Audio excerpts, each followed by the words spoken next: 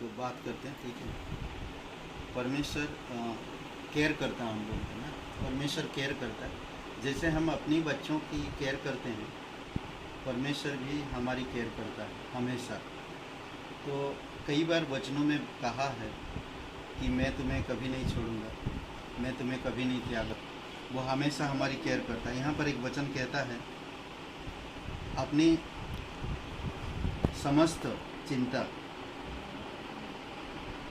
उसी के ऊपर डाल दो, क्योंकि वह तुम्हारी चिंता करता है।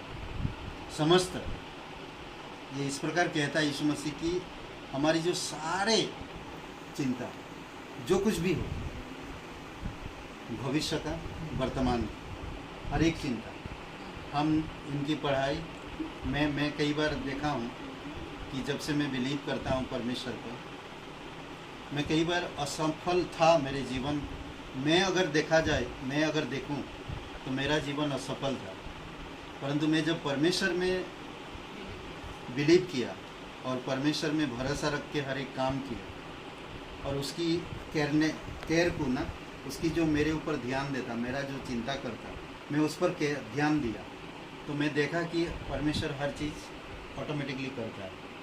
वो कहता है कि मैं तुम्हें हर एक बीमारियों से सुरक्षित रखूँगा, सारी चिंताओं को दूर करूँगा और मैं तुम्हारा केयर करता है, क्योंकि मैं तुम्हारा परमेश्वर हूँ और वो हमें संभालता है। कहते कि समस्त जो कुछ भी चिंता उसी के ऊपर डाल दो। किसके ऊपर? यीशु मसीह के ऊपर। यीशु मसीह कहा, यह मत्ती का 11 अध्याय 28-29 वचन में, हे बोझ तले दबे लोगों मेरे पास आओ और मैं तुम्हें विश्राम दूंगा। मैं नम्र और दीन हूँ, तुम मुझसे सीखो तो तुम विश्राम पाओगे। तो हमें उससे सीखना चाहिए, उसकी वचन, उसके साथ संगति करना, कुछ नहीं करना। अभी जैसे कि प्रभु यीशु मुझे बुद्धि दो, मुझे समझ दो कि मैं तेरे वचनों को समझ सकूं, मैं तेरे ज्ञान को समझ सकूं। हम बेड पे भी आप हो, या आप कहीं ट्रैवलिंग कर रहे हो, या आप कभी कहीं एकांत में हो, तो आप मन में कह सकते, क्योंकि यीशु मसीह हर एक के मन को जानता है, मन को जानता है। आप क्या विचार करते हो वो अच्छी तरह से जानता, दूर से समझ लेता। तो इसीलिए हमें उसके पास आना। और एक वचन कहता है, परख कर देखो ना, वचन है इसमें भजन संहिता में 34:8 में, आई थिंक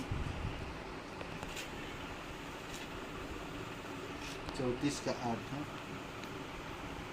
परख कर देखो कि मैं यहोवा कैसा भला हूँ। क्या ही धन्य है वह मनुष्य जो उसकी शरण लेता है। वो धन्य कहलाता है, वो महान व्यक्ति भी हो जाता है और वो समझ भी पैदा करता है और वो एक बोलते ना सफल इंसान बन जाता है जब उसकी शरण लेते हैं। हमें परख के देखना चाहिए। आज हम लोग कोई भी चीज़ खरीदते हैं, समझ लीजिए दवाई भी लेते हैं या सब्जी भी लेते हैं, या हम लोग कोई भी इलेक्ट्रॉनिक सामान लेते हैं या कपड़े लेते हैं, तो हम परखते हैं। जब तक हम परखते नहीं, कोई चीज़ नहीं लेते हैं, हर चीज़ को परखते हैं। तो उसी प्रकार कहते हैं कि परख कर देखो मैं कितना भला हूँ। हमें परमेश्वर को परखना चाहिए कि परमेश्वर तू कितना भला है, तू क्या कर सकता। प्रभु यीशु मसीह हमारे लिए क्या किया। हम एक पापी इंसान थे, हम अपराधों में पड़े हुए थे, हम अंधकार में थे, परंतु परमेश्वर ने हमारे लिए क्रूस पर जीवन दिया। आज वो क्रूस बोलते ना, उसका पूर्ण सब कुछ काम पूरा किया। उन्होंने हर प्रकार की रोगियों को चंगाई दिया।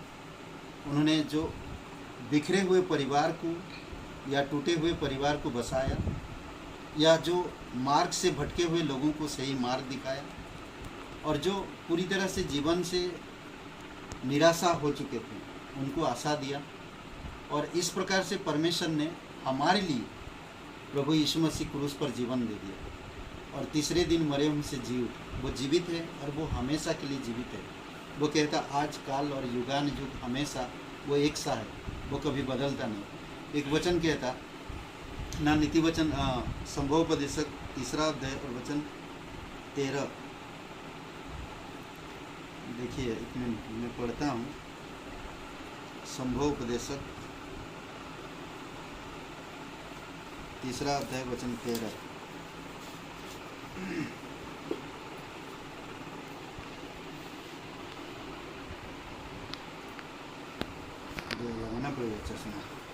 अभी नहीं दिख रहा। दिखेगा नहीं। ओके, तो 13 वचन में कहता है इस प्रकार, तो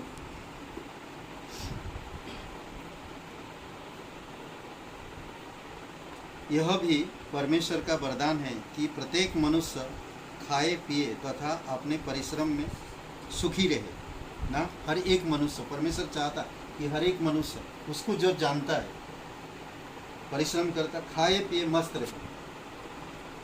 हम क्या ले जाएंगे इस संसार में? हम कमाते हैं किसके लिए? और ये सारी चीज़ें मैं कहाँ लेकर जाऊंगा? मैं एक ही चीज़ है कि परमेश्वर की वजह से मैं आज सब कुछ कर पा रहा हूँ, मैं जीवित हूँ, मैं सांसें ले पा रहा हूँ। और वचन 14 में कहता है इस प्रकार, अद्भुत कहता है, देखिए, मैं जानता हूँ कि परमेश्वर जो कुछ करता है वह सदा स्थिर रहेगा। उसमें ना तो कुछ जोड़ा जा सकता है और ना उसमें से कुछ घटाया जा सकता है, क्योंकि परमेश्वर ने ऐसा इसीलिए किया है कि मनुष्य उसका भय माने। हर एक चीज़ ना तो हम बढ़ा सकते और ना हम घटा सकते। जो कुछ भी परमेश्वर करता है, देखिए, आपका दुख ना तो आप घटा सकें ना तो आप बढ़ा सकते, ना तो हमारी खुशी हम बढ़ा सकते हैं और ना घटा सकते। क्या होने वाला हम नहीं जानते, बट ईश्वर को पता है ना, परमेश्वर को पता है। इसीलिए मैं बोलता हूँ यीशु काल, आज और युगान युग एक सा है। और दूसरी एक वचन में कहता है कि इस प्रकार कहता है कि परमेश्वर कभी बदलता नहीं, वो एक सा है, आज काल और युगान युग एक सा है। वो हम लोगों से प्रेम करता, हम लोग का केयर करता, हमारी चिंताओं को वो ले लेता है और हमें चिंता मुक्त करता है, हमारी बोझ हल्का करता है, हमारी पापों को क्षमा करता है, हम लोगों से प्रेम करता है, हमें एक ऐसा परिवार में जोड़ता है जो उसकी परिवार है, जिसको कहते हैं हम कलीसिया। और कलीसिया जो होता है यही है, 4-5 लोग जब यीशु के नाम से इकट्ठा होते हैं, 2 या 3 लोग, तो यही उसका परिवार है। जब हम उसके नाम से इकट्ठा होते हैं और उसके लिए प्रार्थना करते हैं, उसके नाम से गीत गाते हैं, आराधना करते हैं, तो वो वहाँ पर मौजूद रहते हैं। यहाँ पर आज यीशु मौजूद है, हम लोग यहाँ पर है, यहाँ पर यीशु मौजूद है। यीशु हमारी बोझ, यीशु हमारी तकलीफ, यीशु हमारी बीमारी, यीशु हमारी दुख, यीशु हमारी कष्ट, हर एक चीज़ों को वो संभालता और केयर करता है। जिस प्रकार एक, जैसे भैया, आप जब होश भी नहीं होता कई बार आपको दर्द से, पीड़ाओं से, तकलीफ़ों से, तो इनको ये संभाल रहे थे आप, और ये जानते थे कभी कभी बैठ के शायद वो रो रहे हैं कि ये हो क्या रहा, हमें कुछ समझ नहीं आ रहा। उससे भी बढ़कर परमेश्वर हमारे लिए केयर करता है। हमें उस परमेश्वर को समझना होगा और जानना होगा। कई बार हम ये सब चीज़ों को नहीं समझ सकते। वो कहता है कि वो हमारी दुख में दुखी हुआ, हमारी रोग में रोगी हुआ, हमारे ही कारण वो सताया गया, हमारे ही कारण वो घायल हुआ, हमारे ही कारण वो कोड़े खाए, ताकि उसके कोड़े खाने से हम लोग ठीक हो सकें। और वो बोलते ना कि एक किसान अपनी खेत को कैसे संभालता, वैसे परमेश्वर हमें संभालता। एक दुकानदार अपनी दुकान का कैसे केयर करता, उसी प्रकार परमेश्वर हमें केयर करता। एक चरवाहा अपनी भेड़ों का कैसे केयर करता, उसी प्रकार वो हमारी केयर करता। एक बोलते हैं ना कि मुर्गी पालने वाला लोग ना, उनको कैसे केयर करते बच्चों को ना, उसी प्रकार से परमेश्वर हमारी केयर करता है। तो परमेश्वर हमेशा हमारी चिंताओं के साथ है, परमेश्वर हमारी दुख के साथ है, परमेश्वर हमारी सुख के साथ है। हमें समझना होगा परमेश्वर कभी बदलता नहीं। उसकी जो दया, उसकी जो प्रेम, उसकी जो अनुग्रह, वो हमेशा हमें नया बनाता है। आपकी जीवन, आपकी घर, आपके परिवार में आने वाले समय में सब कुछ नया करेगा, और ये आप लोग खुद देखेंगे। ठीक है, आइए प्रार्थना करते हैं। पवित्र परमेश्वर पिता, हम धन्यवाद देते हैं, तू सच्चा और जीवित परमेश्वर, तू अनादिकाल से अनंत काल तक एक सा है, तू कभी बदलता नहीं है। प्रभु, तूने कहा है मार्ग, सत्य और जीवन में ही है, बिना तेरे द्वारा हम पिता के पास नहीं पहुंच सकते। आज हम गौरचंद्र जी के लिए धन्यवाद देते हैं, उनके जीवन के लिए। प्रभु, आपकी अनुग्रह, आपकी दया दीजिए, आपकी कृपा दीजिए।